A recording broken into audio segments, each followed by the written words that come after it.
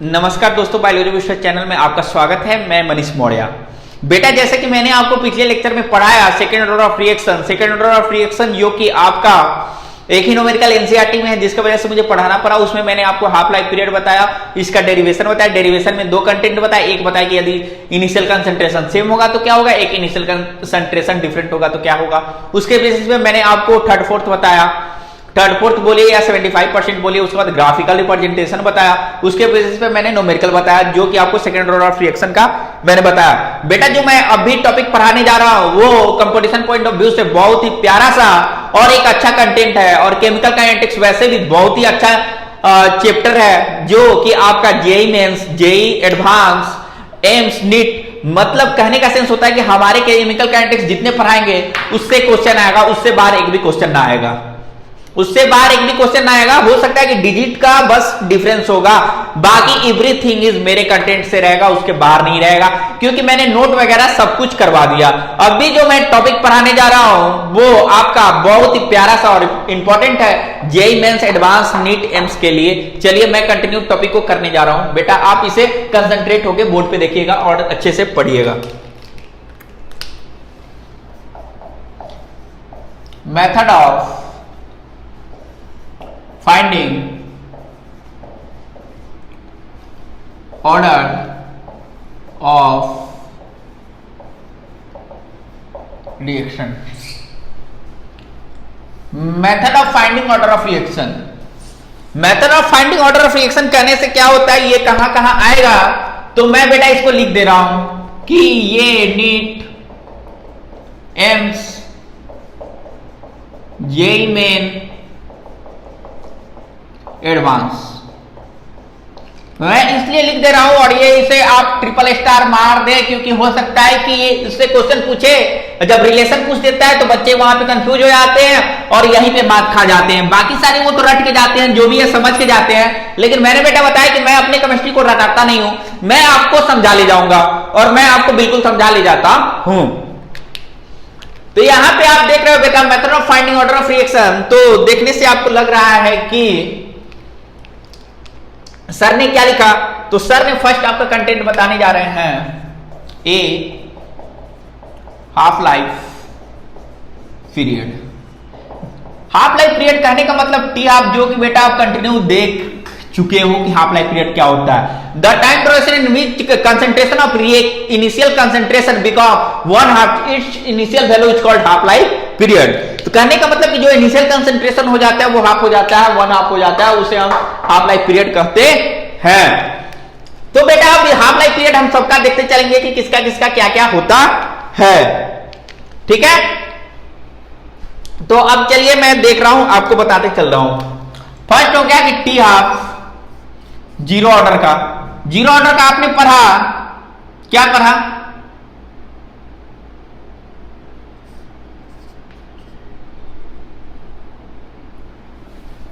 ए upon 2k0, ठीक है। उसके बाद आपने फर्स्ट ऑर्डर का पढ़ा 0.693 अपॉन, तो आपने जीरो ऑर्डर का ये पढ़ा, ये जीरो है तो जीरो ऑर्डर हो गया, जीरो ऑर्डर लिख दो यहां पे, जीरो ऑर्डर।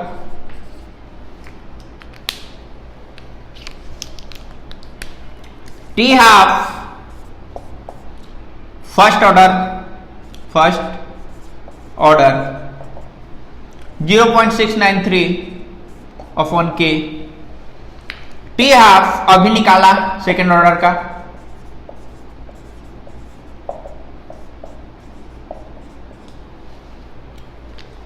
ठीक है। तो जैसे आपने देखा कि T half zero order of reaction होता है, तो सर ने बताया ए अपॉन 2k0। फर्स्ट ऑर्डर होता है तो first order equal to 0.693 upon k1। Second order होता है तो T half equal to second order 1 upon ka2। तो ये जीरो ऑर्डर लिखने का मतलब क्या होता है, मैं यहां पे क्लियर लिख दे रहा हूं कि ये क्या है, zero order of reaction, zero order of reaction. यहां देख के बच्चा कंफ्यूज ना हो जाए, फिर इसको भी लिख दे रहा हूं first order of reaction. Confusion वाली कोई बात नहीं, मैं बेस से बताता हूं, मैं पहले ही बोला। अब यहां पे मैं लिख दे रहा हूं सेकेंड ऑर्डर ऑफ रिएक्शन, यहां कंफ्यूजन वाली कोई बात होनी नहीं चाहिए। टी आप इक्वल टू जीरो ऑर्डर तो A upon two K naught, T आप equal to first order 0.693 upon K one, T आप equal to second order 1 upon K A 2।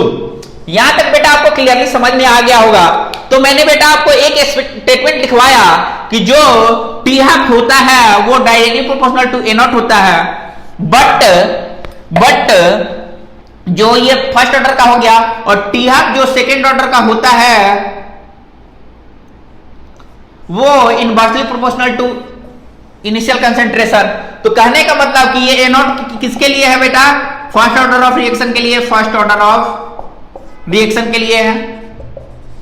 और ये T half equal to 1 upon a ये आपका है second order of reaction.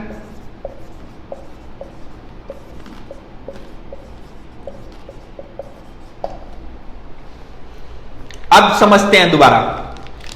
जैसे कि मैंने बताया कि half life period T half equal to zero order होगा तो A upon K naught, half होगा तो 0.693 अपॉन के वन जो कि आप लोग पढ़ चुके हैं, सेकेंड होगा तो 1 अपॉन के ए टू।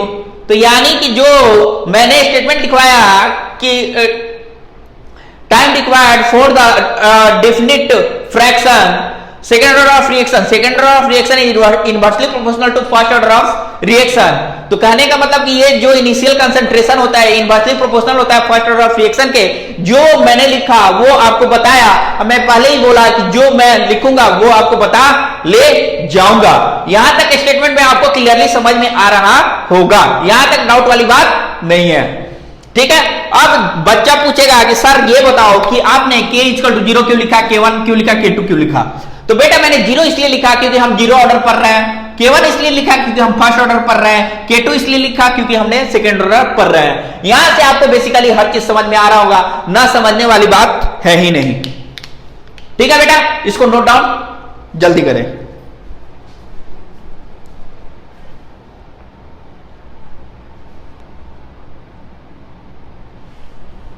ठीक है बेटा, इसको आपने नोट डाउन कर लिया।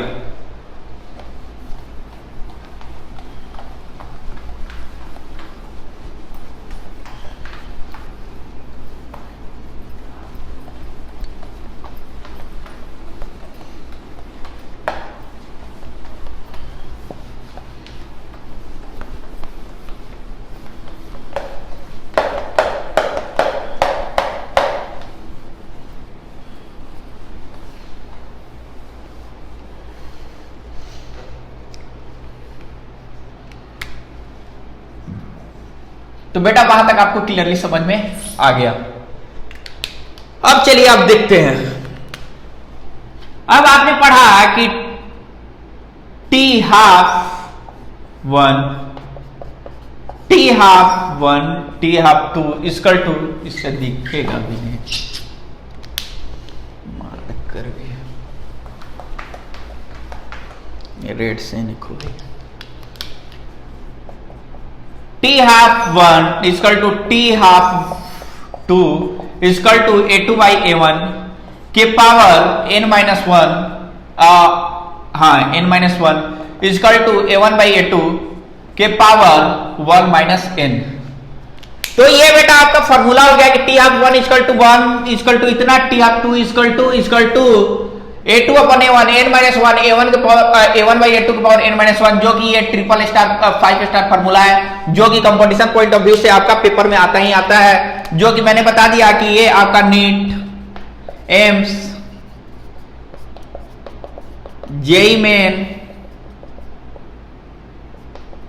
एंड एडवांस ये आता ही आता है, ना आने का सवाल ही नहीं है। इस पे ये क्वेश्चन आता है तो क्वेश्चन में ये भी पूछ देता है कभी कभी कि T half directly proportional to a के पावर 1 माइनस एन, ये भी कभी कभी क्वेश्चन पूछ देता है कि जो टी हाफ होता है डायरेक्टली प्रोपोर्शनल टू ए के power n minus 1 minus n होता है। तो आप एक बार दोबारा देख लो, हाफ लाइफ पीरियड में t half 1 T half 2 equal to a2 by a1 के पावर n माइनस 1, या a1 बाई a2 लिखेंगे तो 1 माइनस n करेंगे, और ये टी हाफ जो होता है a के पावर 1 माइनस n होता है डायरेक्टली प्रोपोर्शनल। इसको बेटा आप नोट डाउन जल्दी से कर ले, उसके बाद मैं फॉर गैस के लिए बता रहा हूं, गैसियस रिएक्शन के लिए।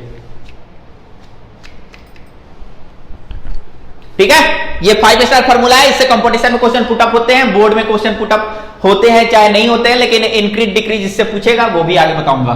ठीक है,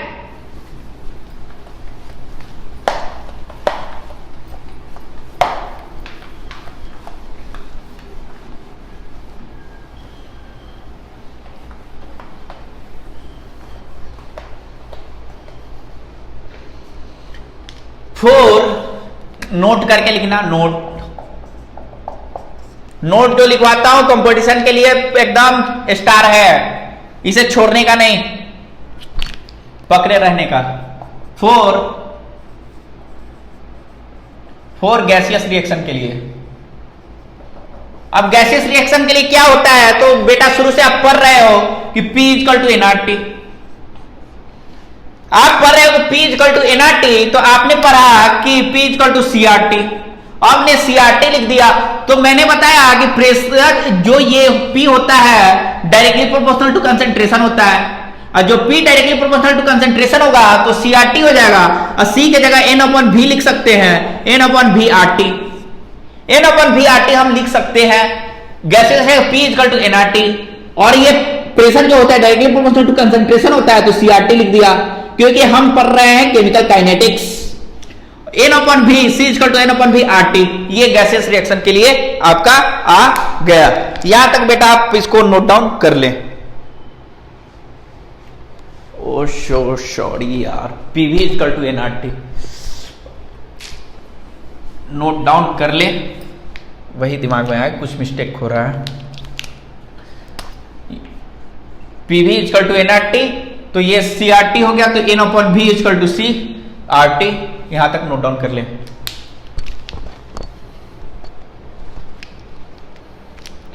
ठीक है बेटा, कोई डाउट? यहां तक कोई डाउट वाली बात नहीं है।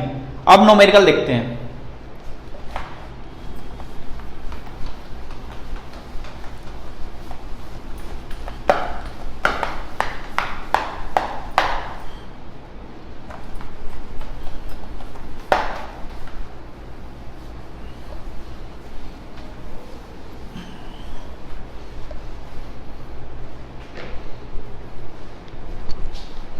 अब बेटा हम न्यूमेरिकल देखेंगे।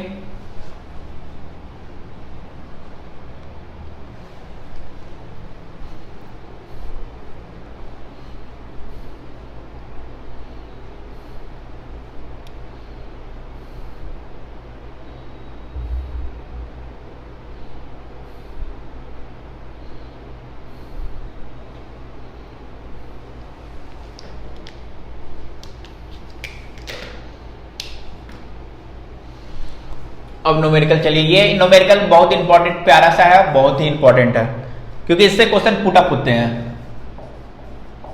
The half life period for A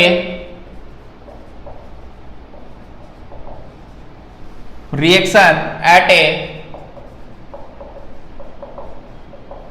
initial concentration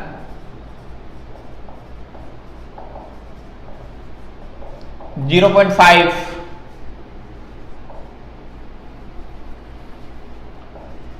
mole per liter and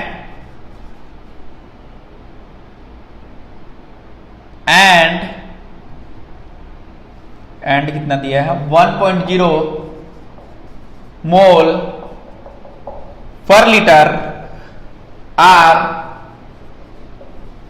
200 second and 100 second respectively. Find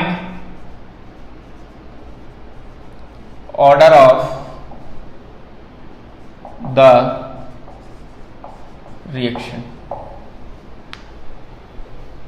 ठीक है, अब यहां से बच्चा को देखना पड़ेगा कि बच्चे को समझ में क्या आया ना आया। क्वेश्चन देख के किसको पता चल रहा है, क्वेश्चन देख के किसको पता नहीं चल रहा है।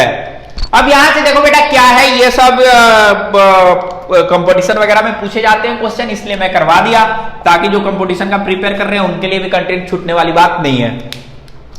मैंने बताया कि half life period of initial concentration equal to आपका गिवन है 0.5 एंड 1.0, यानी कि हमारा A1 और A2 का वैल्यू गिवन है एंड हमारा T1 एंड T2 का वैल्यू गिवन है। तो हमें क्वेश्चन देख के पता करना है कि क्या गिवन है। गिवन क्वेश्चन में क्या गिवन है? क्वेश्चन में गिवन है कि A1 इक्वल टू 0.5 कंसंट्रेशन का मोल पर लीटर होता है। जैसे कि आप अच्छे बच्चे हो, जानते हो, आप जीनियस बच्चे हो, आपको पता है। A2 का वैल्यू दिया है मोल पर लीटर। उसके बाद टी हाफ दिया है फर्स्ट के लिए 200 सेकेंड। उसके बाद टी हाफ दिया है सेकेंड के लिए 100 सेकेंड। उसके बाद बोल रहा है कि हमें ऑर्डर ऑफ रिएक्शन फाइंड करना है। तो बच्चा जो ये इस टाइप का क्वेश्चन ना पढ़ा, वो ऑर्डर ऑफ रिएक्शन दूसरे तरीके से फाइंड करेगा और उससे फाइंड हो ही नहीं पाएगा। तो इसलिए मैंने इसको बता दिया कि we know that T half 1 equal to T half 2 equal to A2 by A1 के पावर n माइनस 1। अब इसमें बेटा क्या करो कि वैल्यू को पुटअप करो। अब वैल्यू को मैंने क्या किया कि पुट किया, T half equal to 200 upon 100। तो ये 1 का है, ये 2 का है, तो ऐसे समझ में आ ही गया होगा। तो इसको हटाओ, कोई बात नहीं। A2 1.0 दिया हुआ है, A2 यहां पे 1.0, A1 का वैल्यू 0.5 के power n minus 1। Cut out करो, जल्दी से कट आउट करो। 2 जैसे मैंने कट आउट किया तो हमने लिखा 2 इक्वल टू 2 के पावर n माइनस 1। यहां से 2 से 2 कैंसिल आउट, ये 2 के पावर 1 होता है, कुछ नहीं होता है। तो 1 इक्वल टू n माइनस 1, तो n इक्वल टू 2। हमारा क्या आया? n इक्वल टू 2, यानी कि ऑर्डर ऑफ रिएक्शन हमारा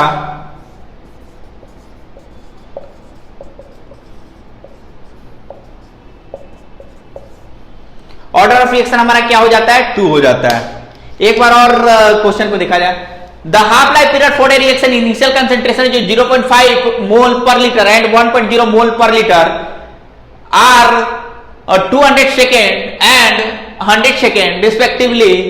find order of reaction given A1 equal 0.5 mole per litre, T half 1 equal to 200, A2 का वैल्यू गिवन है 1.0 mole per litre, T2 equal to 100। We know that, जैसे हम जानते हैं, T half 1 equal T half 2 equal to A2 upon A1 n minus 1। 200 upon 100, 2 ये कटा 2 के power n minus 1, 2 के पावर 1, 2 के पावर n माइनस 1। जब यहां पे कटा तो n equal to 2, order of reaction equal to 2। यहां तक आपको क्वेश्चन देखा, आंसर आ गया, जो कि मैंने आपको इजीली समझा ले गया। ये जो आपका क्वेश्चन है, ये स्टार क्वेश्चन है, ये स्टार क्वेश्चन है। ये स्टार क्वेश्चन है तो कृपया ध्यान से देखेंगे और समझेंगे, क्योंकि ये क्वेश्चन आपका कंपटीशन के एग्जाम में पुट अप होता है। ठीक है, यहां तक कोई डाउट वाली बात? डाउट वाली बात यहां तक नहीं है। ठीक है, मिटा रहा हूं, आपने लिख लिया होगा।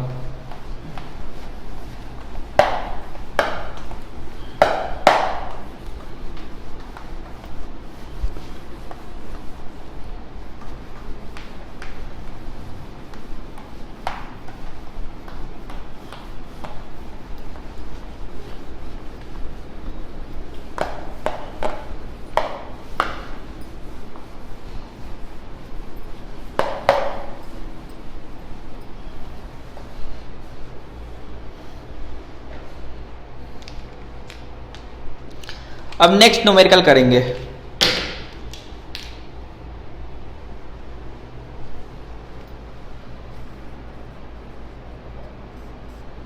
कह रहा है कि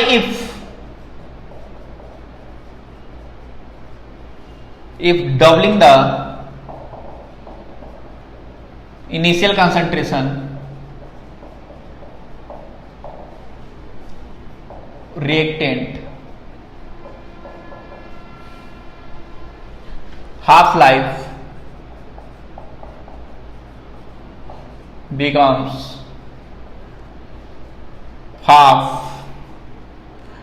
then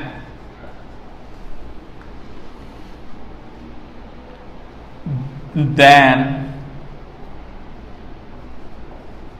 order of the reaction will be।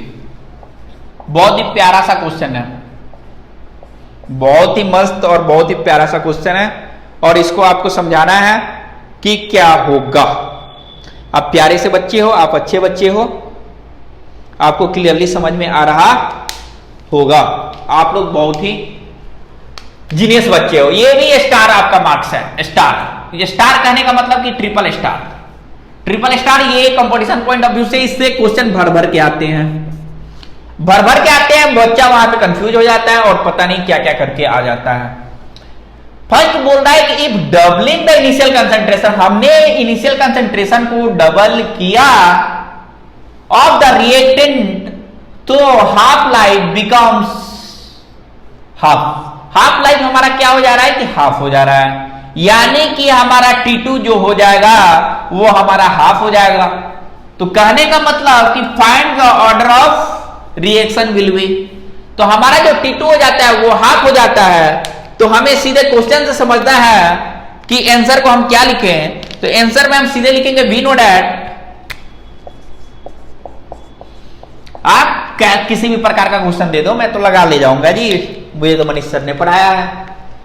तो T1/2 1 equal to T1/2 equal to 2, क्योंकि मनीष सर ने हर टाइप का न्यूमेरिकल बता दिया है। A2/A1 के पावर n-1, मैं कोई भी न्यूमेरिकल छोड़ूंगा नहीं, चाहे आप जिस लेवल का दे दो।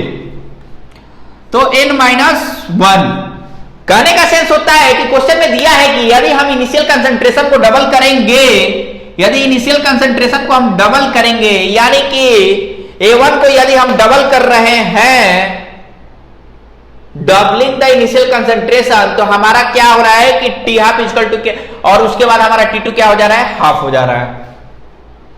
इसको डबल किया तो ये हाफ हो गया। अब दोनों की कहानी अब कैसा है अब मैं आपको बताने जा रहा हूं, ठीक है। यहां तक आपको समझ में क्लियरली आ गया होगा, ठीक है। देखिए यहां तक आपको क्लियरली समझ में आ गया। अब देखिए बोल रहा है कि T1/2 इक्वल टू 1, तो T हाफ कितना हो जा रहा है, हाफ हो जा रहा है, ठीक है।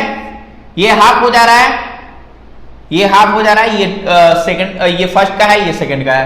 फिर बोल रहा है कि A1 जो है हमारा इनिशियल कंसंट्रेशन डबल है, तो A2 क्या हो जाएगा, जब ये डबल है तो ये A2 क्या हो जाएगा, अब आपको बता रहे हैं 2A हो जाएगा। तो 2A इक्वल टू A के पावर n-1। अब जब हम इसको करेंगे तो आप बेटा कट आउट कर दो, ये कट आउट हुआ तो ये 2 ऊपर जाएगा, ये कट आउट हो गया तो ये 2 हो गया, और 2 के पावर कुछ नहीं होता है तो 1 होता है, और जब 1 होता है तो हम 2 से 2 कैंसिल आउट कर देंगे। 1 equal to n-1, n equal to 1 + 1, यानी n इक्वल टू 2। कहने का सेंस हो गया हमारा कि order of reaction equal to 2।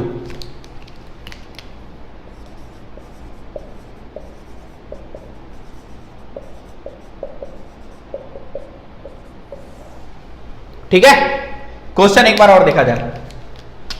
Correct, doubling initial concentration, initial concentration, ठीक है, initial concentration, doubling the initial concentration, तो बोल रहा है कि reactant half life becomes half, यानी कि हमारा रिएक्टेंट का क्या हो जा रहा है कि हाफ हो जा रहा है। तो यहां पे मैंने हाफ कर दिया और आपको यहां पे डबल कर दिया, तो यहां पे डबल कर दिया, यहां पे हाफ कर दिया, तो जो ये 2 नीचे है ये 2 ऊपर चला जाएगा, तो ये 2 ऊपर चला गया, और a से कैंसिल आउट, t हाफ से t हाफ कैंसिल आउट, 2 के पावर 1, 2 के पावर n-1, तो 1 equal to n-1, n equal to 1 + 1, n equal to 2, order of reaction equal to 2। ये आपको अच्छे से समझ में आ गया होगा, इसमें डाउट वाली कोई बात नहीं है। कोई दिक्कत? ऑर्डर ऑफ रिएक्शन क्या होगा, तो order of reaction equal to 2, या विल भी लिखो या जो इस तरह से लिखो, कोई दिक्कत वाली बात नहीं है। यहां तक आपको इजीली समझ में आ गया होगा।